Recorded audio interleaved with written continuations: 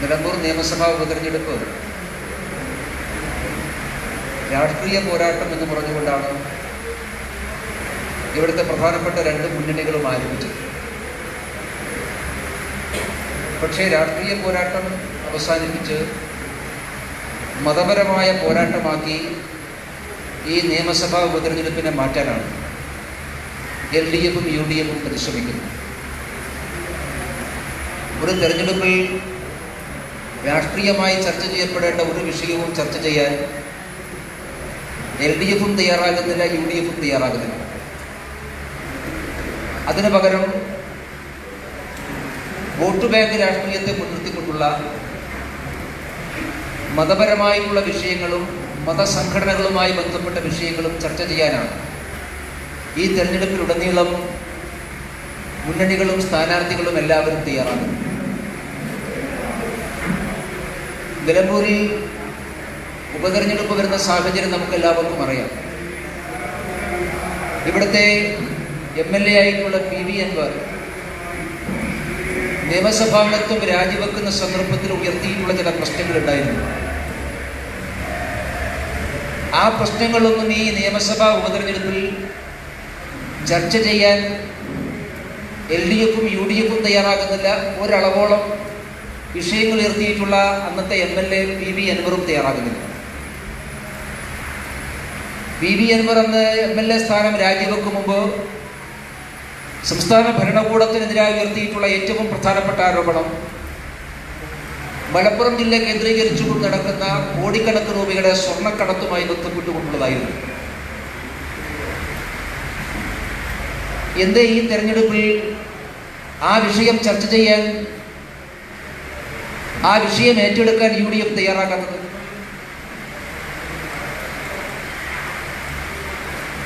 മലപ്പുറം ജില്ലയിലെ ഏറ്റവും പ്രധാനപ്പെട്ട ഒരു രാഷ്ട്രീയ പ്രശ്നമാക്കിയിട്ടാണല്ലോ അന്ന് അവതരിപ്പിക്കപ്പെട്ടിട്ടുള്ളത്. കരിപ്പൂർ വിമാനത്താവളം കേന്ദ്രീകരിച്ചുകൊണ്ട് നടക്കുന്ന കോടിക്കണക്കിന് രൂപയുടെ സ്വർണ്ണക്കള്ളക്കടത്ത്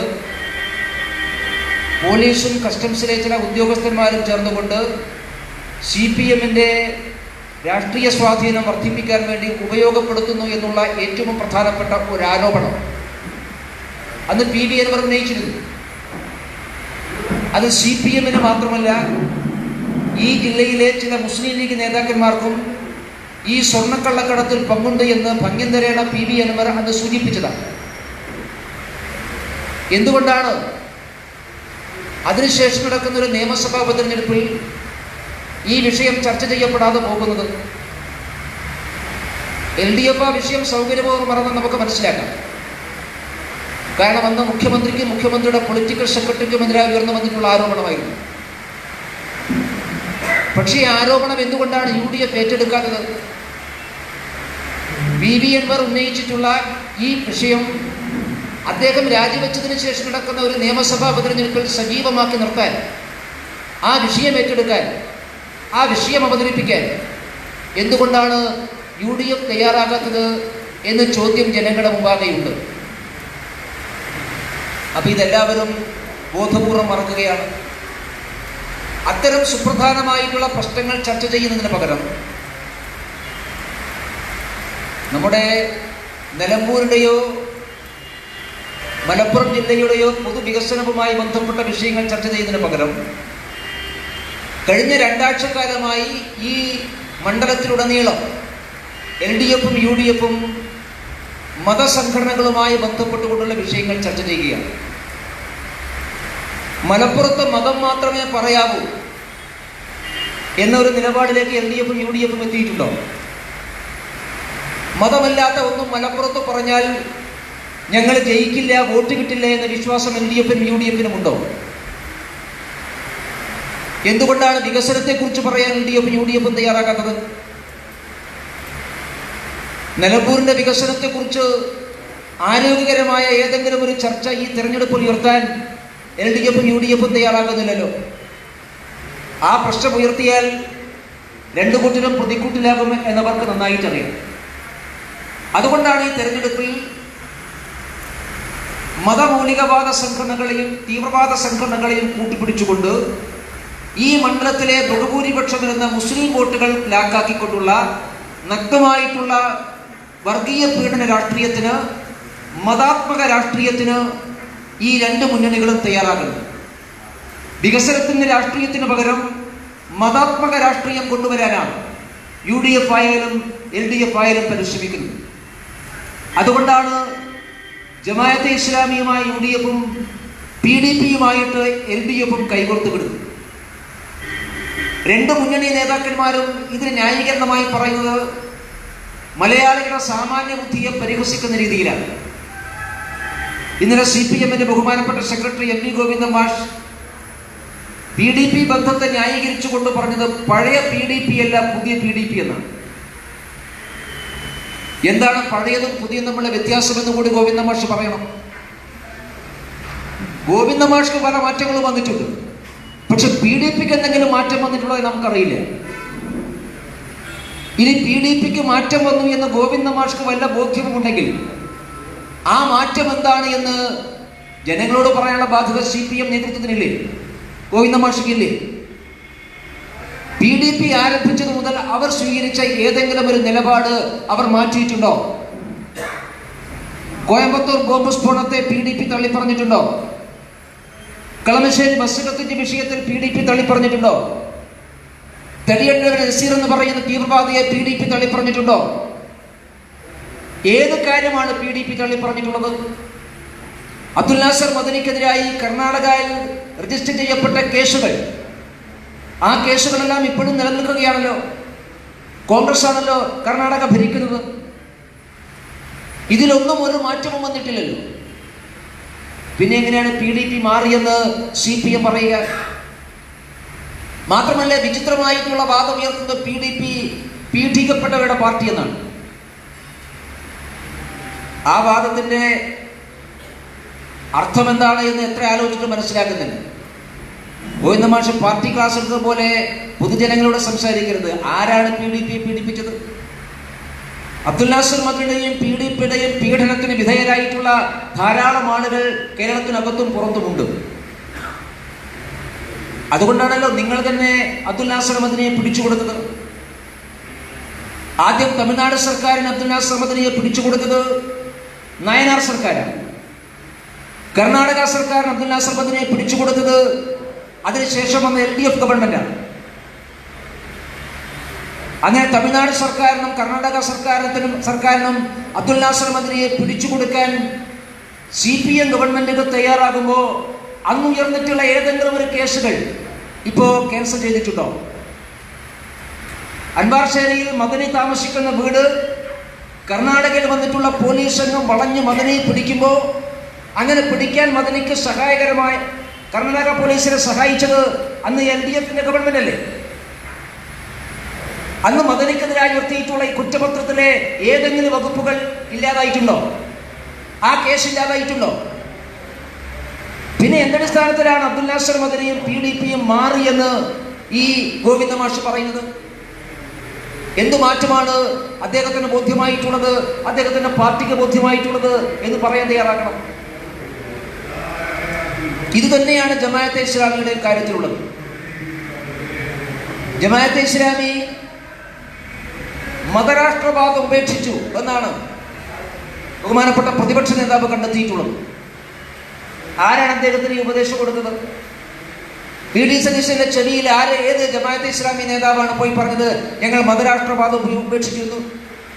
VD സതീശന്റെ പ്രസ്താവനയ്ക്ക് ശേഷം ജമാഅത്തെ ഇസ്ലാമിയുടെ നിരവധി നേതാക്കന്മാർ ഞങ്ങൾ മതരാഷ്ട്രവാദം ഉപേക്ഷിച്ചിട്ടില്ല, ഞങ്ങൾ ദീനിന്റെ ഭരണം ആഗ്രഹിക്കുന്നു എന്ന് പരസ്യമായി പറഞ്ഞിട്ടുണ്ട്. ദീനിന്റെ ഭരണം എന്ന് പറഞ്ഞാൽ എന്താണ്? ദീനിന്റെ ഭരണം എന്ന് പറഞ്ഞാൽ അള്ളാഹുവിന്റെ ഭരണമാണ്. അള്ളാഹുവിന്റെ ഭരണം ഒരു മതരാഷ്ട്രത്തിലല്ലാതെ ഒരു മതേതര രാഷ്ട്രത്തിൽ അള്ളാഹുവിന്റെ ഭരണം ഉണ്ടാകുമോ? അതാണോ VD സതീശൻ മനസ്സിലാക്കിയത്? ആരാണ് VD സതീശന് ഈ പുതിയ ജമാഅത്തെ ഇസ്ലാമിയുടെ സൂത്രവാക്യം പഠിപ്പിച്ചു കൊടുത്തത്? അപ്പൊ ഇപ്പോഴും മതരാഷ്ട്രമുണ്ട്, ദീനിന്റെ ഭരണം ഈ രാജ്യത്തുണ്ടാകണം എന്നാഗ്രഹിക്കുന്ന ഒരു സംഘടന, ഈ രാജ്യം ഭരിക്കുന്ന ഗവൺമെന്റ് നിയമാനുസൃതം നിരോധിക്കപ്പെട്ടൊരു സംഘടന, ആ സംഘടനയുടെ രാഷ്ട്രീയ രൂപമായി എങ്ങനെയാണ് UDFന് സന്ധി ചെയ്യാൻ വേണ്ടി സാധിക്കുക? ജമാഅത്തെ ഇസ്ലാമിയുടെ കുറിച്ച് VD സതീശന്റെ നിലപാടാണോ അഖിലേന്ത്യാ കോൺഗ്രസ് കമ്മിറ്റിയുടെ നിലപാട്? അറിയാൻ ഞങ്ങൾക്ക് ആഗ്രഹമുണ്ട്. അഖിലേന്ത്യാ കോൺഗ്രസ് കമ്മിറ്റി ആ കാര്യത്തിൽ വ്യക്തത വരുത്തണം. ഇപ്പൊ ഏറ്റവും ഒടുവിൽ പഹൽഗാമിൽ നിരപരാധികളായിട്ടുള്ള നമ്മുടെ സഹോദരന്മാർ കൊല്ലപ്പെട്ടപ്പോൾ ആ പഹൽഗാം സംഭവത്തെ അപലപിക്കാത്തൊരു സംഘടനയാണ് ജമാഅത്തെ ഇസ്ലാമി. അപലപിച്ചില്ല എന്ന് മാത്രമല്ല, വിചിത്രമായ നിലപാടാണ് അവർ സ്വീകരിച്ചത്. ജമാഅത്തെ ഇസ്ലാമിയുടെ പഴയ ജമാഅത്തെ ഇസ്ലാമിയുടെ ആളുകൾ ഇപ്പൊ പല രൂപത്തിലുമുണ്ടല്ലോ. അവർ കേരളത്തിലെ ഒരു പ്രധാനപ്പെട്ട ദൃശ്യമാധ്യമത്തിൽ വന്നിരുന്നു കൊണ്ട് പറഞ്ഞത് ഇവരെല്ലാവരും സ്വാതന്ത്ര്യ സമര സേനാനികളാണ്. ആര്? 26 പേരെ കൊലപ്പെടുത്തിയ പഹൽഗാമിലെ ഭീകരവാദികൾ അവർ ഇന്ന് തീവ്രവാദികളാണെങ്കിൽ നാളെ അവർ ദേശാഭിമാനികളാകുമെന്നാണ് ജമാഅത്തെ ഇസ്ലാമിയുടെ നേതാക്കന്മാർ പറഞ്ഞ കാര്യമാണ്. 26 നിരപരാധികളെ കൊന്നൊടുക്കിയിട്ടുള്ള ആളുകൾ അവർ ഇന്ന് ഭീകരവാദികളാണെങ്കിൽ നാളെ അവർ ദേശാഭിമാനികളാകും എന്ന് നിലപാട് സ്വീകരിക്കുന്ന ഒരു സംഘടനയുടെ ആളുകളുമായി എങ്ങനെയാണ് വി ഡി സതീശന്റെ മുന്നണി കൈകോർക്കുന്നത്? അതുകൊണ്ടാണ് ഞാൻ പറഞ്ഞത്, അങ്ങേയറ്റം അപകടകരവും ആപൽക്കരവുമാണ്. 1000-2000 വോട്ട് ഈ നിലമ്പൂരിൽ PDPക്കാർക്കും ജമാഅത്ത് ഇസ്ലാമിക്കാർക്കും ഉണ്ടാകും. ആ വോട്ടിന് വേണ്ടി രാജ്യവിരുദ്ധ ശക്തികളുമായി, ദേശവിരുദ്ധ ശക്തികളുമായി, മതമൗലികവാദ ശക്തികളുമായി, മതാധിഷ്ഠിത ഭരണം കൊണ്ടുവരാൻ വേണ്ടി പരിശ്രമിക്കുന്ന ശക്തികളുമായി കൈകോർത്ത് പിടിക്കുമ്പോൾ അതിൽ LDFും UDFും സ്വീകരിക്കുന്ന സമീപനം ഈ രാജ്യത്തിനെതിരായിട്ടുള്ള സമീപനമാണ്. സത്യത്തിൽ ജമാഅത്ത് ഇസ്ലാമിയും PDPയും സ്വീകരിക്കുന്ന രാജ്യദ്രോഹ നിലപാടിനേക്കാൾ വലിയ രാജ്യദ്രോഹമാണ് UDFും LDFും സ്വീകരിക്കുന്നത്. അവരെ വളർത്താനും സഹായിക്കാനുമുള്ള നിലപാടാണ്. ഇത് നിലമ്പൂരിലെ കേരളത്തിലെയും ജനങ്ങൾ തിരിച്ചറിയും. തിരഞ്ഞെടുപ്പ് ഒരു നിലമ്പൂർ കൊണ്ട് അവസാനിക്കുന്ന ഒന്നുമില്ലല്ലോ.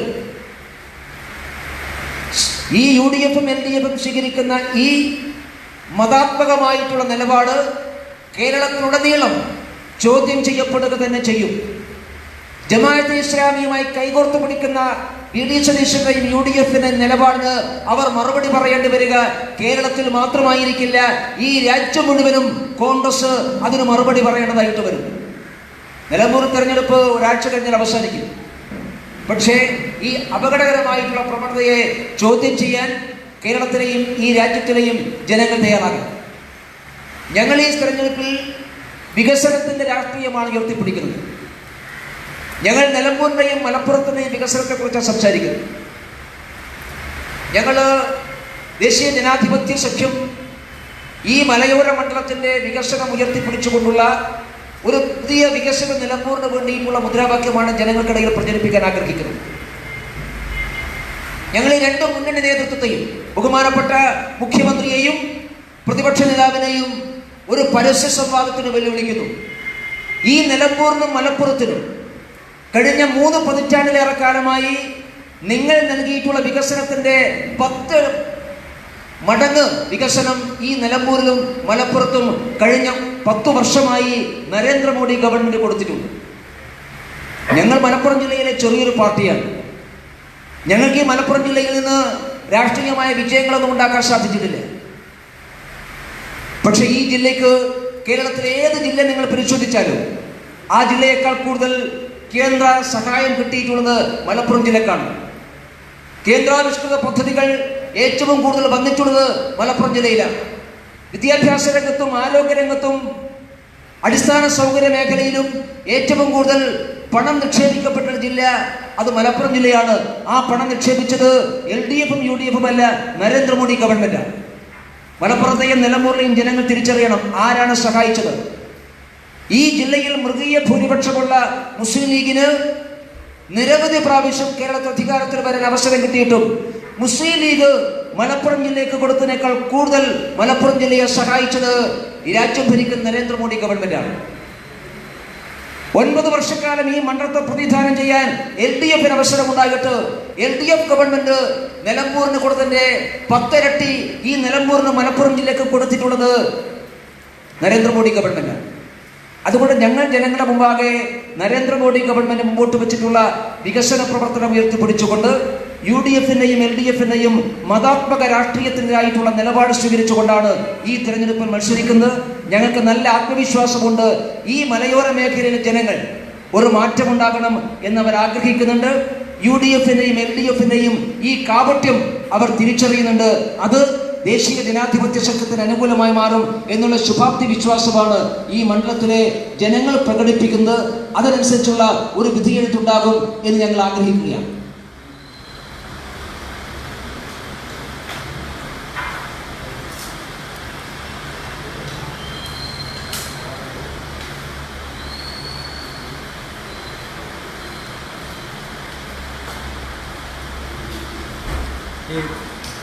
നിങ്ങൾ തന്നെ പറഞ്ഞല്ലോ, താരതമ്യേന അത്ര കണ്ട് ശക്തി ഉള്ള ഇടമല്ല ഇത്. അപ്പോൾ വിജയം എന്നുള്ളതാണോ അല്ലെങ്കിൽ മികച്ച പ്രകടനം? വിജയിക്കാനാണല്ലോ മത്സരിക്കുന്നത്. ഏത് തെരഞ്ഞെടുപ്പും വിജയിക്കാനാണല്ലോ. ഞങ്ങൾ മുമ്പോട്ട് വെക്കുന്ന രാഷ്ട്രീയത്തെ നിലമ്പൂരിലെ ജനങ്ങൾ തിരിച്ചറിയും. ഞങ്ങൾ മാത്രമേ രാഷ്ട്രീയം പറയുന്നുള്ളൂ. അതുകൊണ്ട് രാഷ്ട്രീയം പറയുന്നവരെയും വികസനം പറയുന്നവരെയും ജനം അംഗീകരിച്ച ചരിത്രമാണ് നമ്മുടെ നാട്ടിലുള്ളത്. അതുകൊണ്ട് ഞങ്ങൾക്ക് നല്ല ശുഭാപ്തി വിശ്വാസമുണ്ട് ഈ മണ്ഡലത്തെ സംബന്ധിച്ചിടത്തോളം.